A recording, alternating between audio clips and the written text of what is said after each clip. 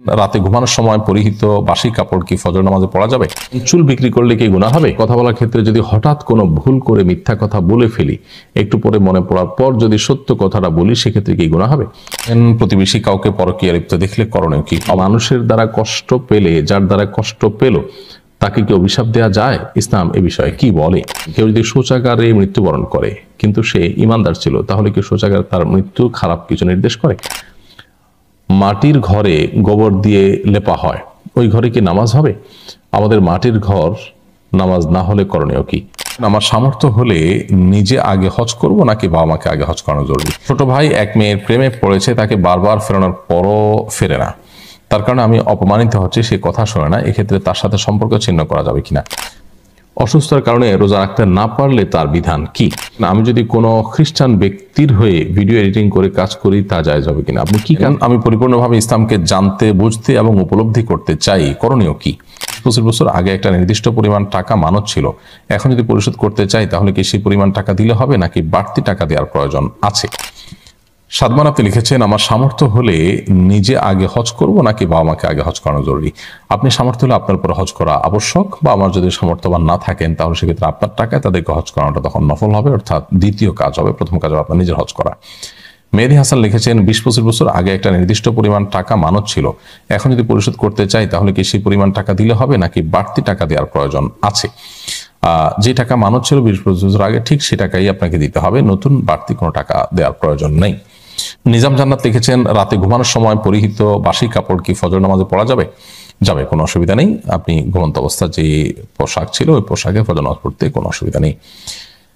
কিরান বেগম আপনি লিখেছেন, প্রতিবেশী কাউকে পরকীয়া লিপ্ত দেখলে করণীয় কি? অবশ্যই প্রতিবেশীর প্রতি কল্যাণকামিতার জায়গা থেকে যা করার সেটা করতে হবে, তাকে তার অন্যায় কাজ থেকে বিরত রাখার জন্য কাউন্সিলিং করা, বোঝানো, নাসিহা করা, উপদেশ দেওয়া, সে কাজগুলো করতে হবে। যাদেরকে বললে তাকে সংশোধন করা যায়, তাদেরকে বলা যেতে পারে, অর্থাৎ এই জন্য উদ্যোগ নেওয়ার চেষ্টা করতে হবে সাধ্য অনুযায়ী।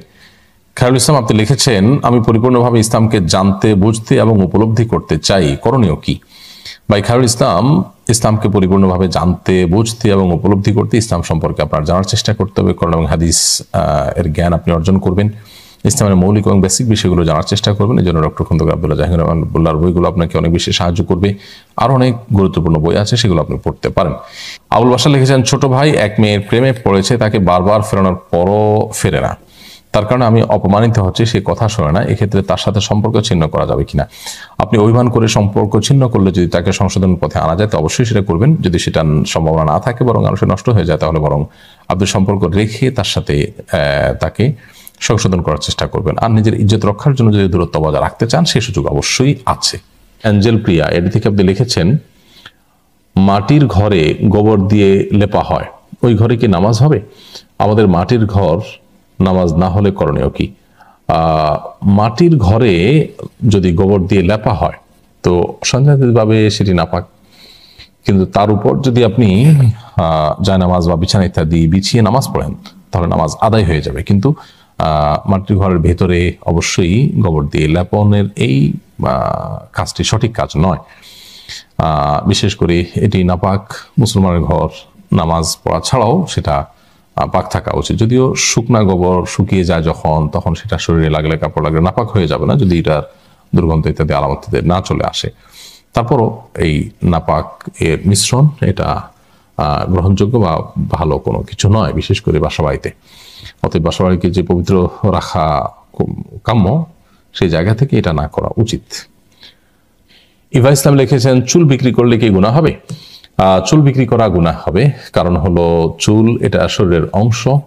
আল্লাহ সুবহানাহু ওয়া তাআলা মানব দেহের প্রতিটা অঙ্গকে এত মর্যাদা দিয়েছেন যে এগুলোকে বিক্রিযোগ্য কোনো পণ্য হিসেবে ব্যবহার করা যাবে না বা বিক্রি করা যাবে না। এটা বিক্রি করার মতো জিনিস নয়, এবং এটা কেনাবেচা করা শরীর দৃষ্টিকোণ থেকে জন্য জায়েজ নাই।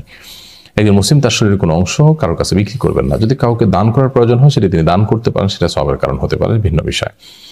এরপরে আদনান হোসেন আপনি লিখেছেন, আমি যদি কোনো খ্রিস্টান ব্যক্তির হয়ে ভিডিও এডিটিং করে কাজ করি, তা জায়েজ হবে কিনা? আপনি কি কাজ করছেন সেটা হলো বড় বিষয়। যে ভিডিওর কাজ করছেন সেটা যদি হারাম বা গুনাহ বা শরীয়তের বিরুদ্ধে কিছু না হয়, তাহলে সেটা জায়েজ আছে। অসুস্থতার কারণে রোজা রাখতে না পারলে তার বিধান কি? অসুস্থতার কারণে যদি কেউ রোজা রাখতে না পারেন, তাহলে সেক্ষেত্রে তিনি রমজান পরবর্তী সময় রোজাগুলো রেখে দিবেন। আল্লাহ সুবহানাহু ওয়া তাআলা বলেছেন যে ফামান কানা মিনকুম মারিদান আও আলা সাফারিন ফাইদ্দাতুম মিন আইয়ামিন উখর, তোমাদের মধ্যে কেউ অসুস্থ হলে, সফরে থাকলে তিনি যে রোজাগুলো তা রাখতে পারবেন না সেগুলো অন্য সময় রেখে দিবেন।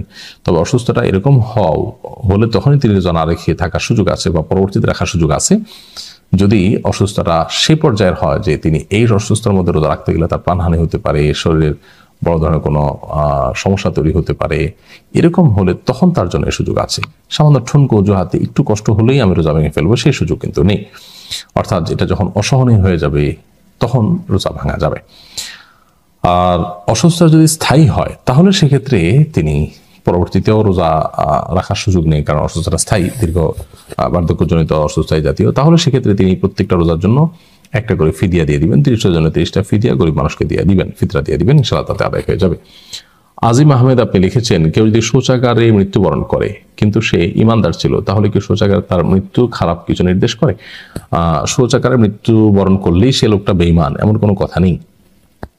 সেখানে কোনো ইমানদারের মৃত্যু হতে পারে এবং তিনি জান্নাতিও হতে পারেন। এই ধরনের বিষয়গুলোকে খুব সহজে যোগ বিয়োগ করে সমাধানে আসার কোনো সুযোগ নেই। একজন মানুষ নিজের বাসায় খুব সুন্দরভাবে স্বাভাবিকভাবে মৃত্যুবরণ করেন, অথচ বেঈমান বা ফাসিক, আল্লাহর অবাধ্য, তাহলে সেক্ষেত্রে তার সেই মৃত্যু কখনো ভালো মৃত্যু নয়। এই জন্য কোন জায়গায় মৃত্যু হয়েছে এটার চাইতে ইম্পর্টেন্ট হলো কোন অবস্থায় তার ইমানদার ছিলেন কিনা তিনি, সেই অবস্থাটা বেশি গুরুত্বপূর্ণ। এমডি হাসান কবির লিখেছেন, কথা বলার ক্ষেত্রে যদি হঠাৎ কোনো ভুল করে মিথ্যা কথা বলে ফেলি, একটু পরে মনে পড়ার পর যদি সত্য কথাটা বলি, সেক্ষেত্রে কি গুনাহ হবে? মুখ ফসকে মিথ্যা বেরিয়ে গেছে, সাথে সাথে আপনি কারেকশন করে নিয়েছেন, সত্যটা বলে দিয়েছেন, তাহলে সেক্ষেত্রে গুনাহ হবে না ইনশাআল্লাহ। আর যদি মিথ্যা কথা বলেছেন জেনে শুনেই, কিন্তু পরক্ষণে আপনার বোধোদয় হয়েছে এবং সাথে সাথে আপনি সত্যটা বলে দিয়েছেন, এবং নিজের ইচ্ছাকৃত যে মিথ্যা কথা হয়েছে তার জন্য আল্লাহর কাছে অনুতপ্ত হয়ে ক্ষমা চেয়েছেন এবং সংকল্প করেছেন আর না করার, তাহলে আশা করে আল্লাহ তাআলা এই গুনাহটা মাফ করে দিবেন। আর একান্ত মুখ ফসকে বের হয়ে গেলে সেটা তো গুনাহ হবেই না ইনশাআল্লাহ তাআলা। কাউসার আকাশ আপনি লিখেছেন, কোন মানুষের দ্বারা কষ্ট পেলে, যার দ্বারা কষ্ট পেল, তাকে কি অভিশাপ দেওয়া যায়? ইসলাম এ বিষয়ে কি বলে? ভাই কাউসার আকাশ, কারোর দ্বারায় কষ্ট পেলে তাকে ক্ষমা করা উচিত। ক্ষমা করার ব্যাপারে ইসলাম আমাদেরকে উৎসাহ দেয়। যদি আপনি ক্ষমা না করেন, আপনার মনের যে কষ্ট সেটাই আল্লাহ তাআলার কাছে বদদুয়া হিসাবে যায়, তো সেটা আপনার জন্য নাজায়েজ বা গুনাহের কোনো বিষয় নয়। বিশেষ করে কেউ যখন জুলুমের শিকার হয় তখন জালিমের বিরুদ্ধে আল্লাহ তাআলার কাছে নালিশ করা, এটাই তো অভিশাপ, তার শাস্তি কামনা করা। সো সেই জায়গা থেকে আপনি কারোর মানে তারা কষ্ট প্রাপ্ত হয়ে তার ব্যাপার আল্লাহর কাছে আপনি যে বিচার দায়ের করতে পারেন, সেই রাইট আপনার আছে, কিন্তু আপনি যদি ক্ষমা করেন সেটা হবে সবচেয়ে উত্তম এবং সুন্দর। তো অভিশাপ বলতে আপনার গালিগালাজ টাইপের কিছু, আপনার অভিসম্পাতের যে ভাষাগুলো, সেগুলো সচরাচর ইসলাম নিরুৎসাহিত করে। নবী করিম সাল্লাল্লাহু আলাইহি ওয়াসাল্লাম বলেছেন যে ইমানদার কখনো অভিসম্পাদকারী, অর্থাৎ কথা অভিসম্পাদকারী, গালিগালাজকারী হতে পারেন না। তবে অভিশাপ বলতে যদি শুধুমাত্র বদদুয়া বোঝায়, তাহলে সেক্ষেত্রে আমরা কষ্ট পেয়েছি, যার প্রতি আমাদের কষ্ট রয়েছে, দুঃখ রয়েছে, সেই জায়গা থেকে আমরা আল্লাহ তাআলার কাছে তার বিচারের ভার ন্যস্ত করতে পারি, নিরুপায় হয়ে পর্যায়ে চলে গেলে সেটি নাজায়েজ হবে না।